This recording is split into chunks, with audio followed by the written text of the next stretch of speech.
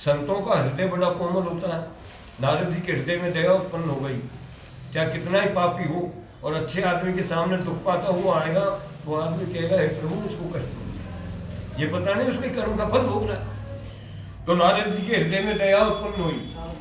वो ऐसा मन में विचार करने लगे कि मनुष्यों का दुख कैसे दूर हो, और ऐसा विचार करके सीधे बैकुंठ लोक के लिए गए, जहाँ शुक्र जिनका वर्ण है, 4 दिन के भुजाएं, शंख चक्र गदा पद्म जिन्होंने धारण कर रखे, बेजन की माला जिनके गले की शोभा को बढ़ा रही है, ऐसे भगवान को देख करके नारद जी हाथ जोड़ कर स्तुति करने लगे, हे प्रभु मन और वाणी से नहीं जाने जाए रूप वाले अनंत शक्तिधारी श्री हरि, आपके लिए मेरा नमस्कार है।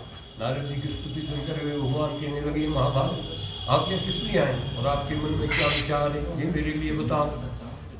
नारद जी कहने लगे, प्रभु मनुष्य लोग के बीच में जो वहाँ के प्राणी है ना, अनेक प्रकार के दुखों से दुखी हो रहे हैं, तो कोई ऐसा लघु उपाय हो जिसमें ज़्यादा समय भी नहीं लगे और ज़्यादा खर्चा भी नहीं है और उनका दुख दूर हो जाए, ये मेरी जानने की इच्छा।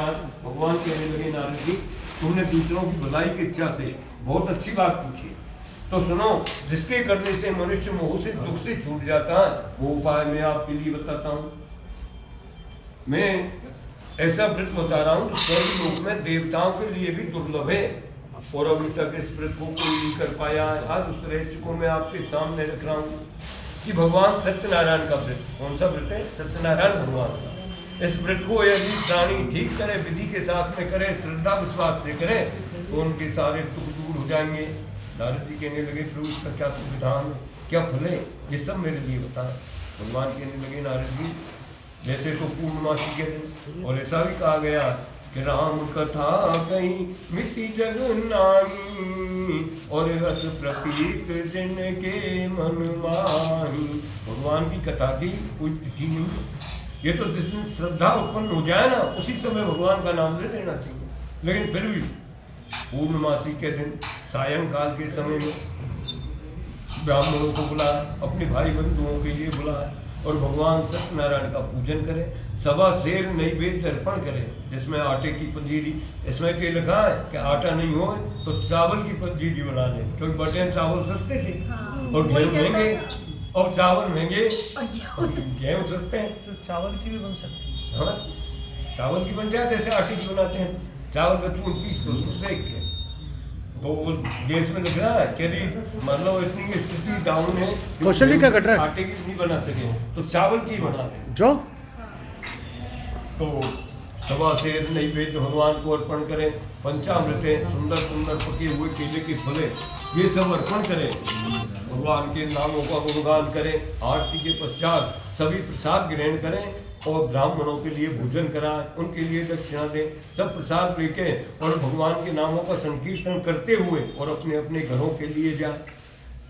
फल कौन सा है? इसके करने से क्या होता है कि दरिद्री के लिए तो धन प्राप्त हो जाता है, और निसंतानों के लिए संतान प्राप्त हो जाती है, जो डरा हुआ वो भय मुक्त हो जाता है। इसमें कहीं किसी प्रकार का कोई संशय नहीं है। अब तो ऋषि कहने लगे सूत जी महाराज से, एक मिनट देखता हूँ, एक मिनट देख रहा हूँ भाई, एक मिनट होल्ड कर, ये हमारी जानने की इच्छा है। तो सूत जी महाराज कहने लगे, प्राचीन समय में काशीपुरी के बीच में एक सतानंद नाम का ब्राह्मण रहता था, जो भूख प्यास से व्याकुल होकर के दिन भर पृथ्वी पर भटकता, भिक्षा में जो कुछ आ गया उससे अपने भाई कैंसिल कर दे भाई। एक दिन भगवान ने क्या किया, एक बूढ़े ब्राह्मण का रूप धारण कर लिया और वो ब्राह्मण के सामने जाकर के बता दूंगा भाई, और कहने लगे, हे ब्राह्मण देवता, आप दुखी होकर के इस पृथ्वी पर क्यों भ्रमण करते हो? वो ब्राह्मण कहने लगा, प्रभु मैं दरिद्री ब्राह्मण हूँ और अपना पेट भरने के लिए, भिक्षा मांगने के लिए इस पृथ्वी पर भ्रमण करता हूँ।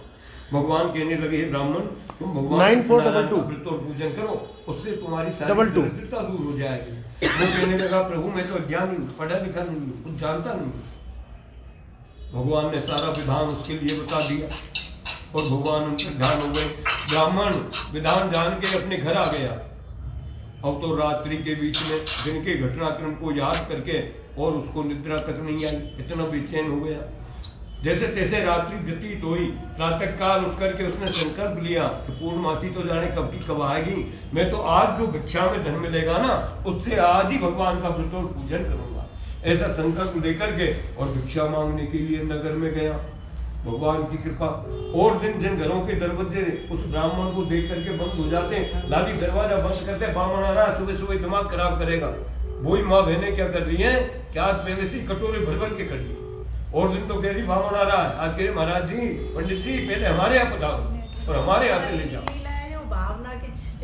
आखिर जितने सामान की आवश्यकता थी वो पूरा का पूरा सामान चौगुने रूप में उसके लिए प्राप्त हो गया।